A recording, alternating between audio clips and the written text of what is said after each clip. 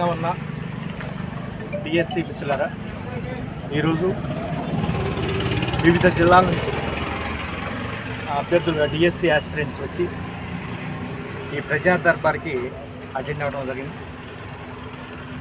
మరి డిఎస్సి అభ్యర్థులకు ఉన్నటువంటి సమస్యల మీద ఈరోజు లోకేష్ గారికి ఇవ్వడం జరిగింది. రాష్ట్ర వ్యాప్తంగా వివిధ జిల్లాల నుంచి చాలామంది అభ్యర్థులు వచ్చారు. ఎక్కువగా ఈరోజు ప్రజా దర్బార్లో ఈ టెట్ డిఎస్సి సంబంధించినటువంటి అప్లికేషన్స్ ఎక్కువ వచ్చినాయి. అయితే నేను కూడా వెళ్ళి లోకేష్ గారికి ఇష్యూస్ చెప్పడం జరిగింది, ఇవ్వడం జరిగింది. అందరి సారు ఏమన్నారంటే ఉండదు చెప్తున్నారు, దీంట్లో దాపరికం లేదు, ఏమీ లేదు. సారు ఏమన్నారంటే మేము ఆల్రెడీ సిలబస్ నవంబర్ ఎండింగ్లో ఇచ్చేసాము. నన్ను అడిగారు సిలబస్ ఇచ్చి ఎన్ని నెలలు అయింది, ఇప్పటికైనా అనుకోలేదు. సుమారు 7-8 నెలలు అయింది సార్ అన్నాను.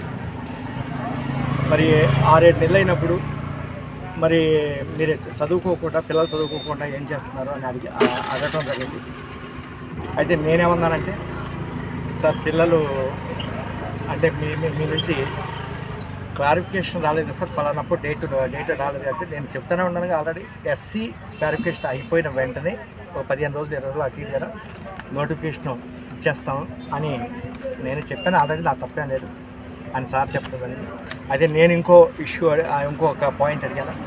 సార్ మీరు ఆల్రెడీ చెప్పారు సార్, పిల్లలకి మాకందరికీ చెప్పారు సార్,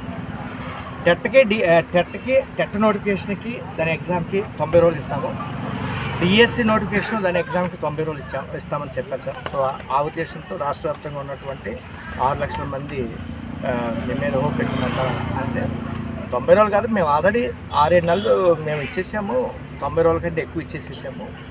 ఇంకోటి ఏంటంటే రేపు జూన్కి ఎగ్జామ్స్ జరిగిపోతాయి. అదే మాకు కొత్త పిల్లలు వస్తారు, టీచర్స్ రిక్రూట్మెంట్ జరగాలి, అదేవిధంగా కొత్త స్కూల్స్ ఇవన్నీ ఎస్టాబ్లిష్ చేస్తున్నాం. కాబట్టి దీంట్లో మార్పు లేదు. కాబట్టి జూన్లో ఎగ్జామ్స్ జరిగిపోతాయి అని చెప్పడం జరిగింది. కొంచెం చూడండి సార్, పరిశీలించండి సార్ అని అంటే నో క్వశ్చన్ అట. సో దీని మీద ఆల్రెడీ వెనకొచ్చేది లేదు. కాబట్టి జూన్లో ఎగ్జామ్స్ జరిగిపోతాయి అని చెప్పడం జరిగింది. కాబట్టి ఈరోజు చాలామంది టెట్ డిఎస్సి మీద మరి మెమోరాండమ్స్ ఇవ్వడం జరిగింది. ఎక్కువ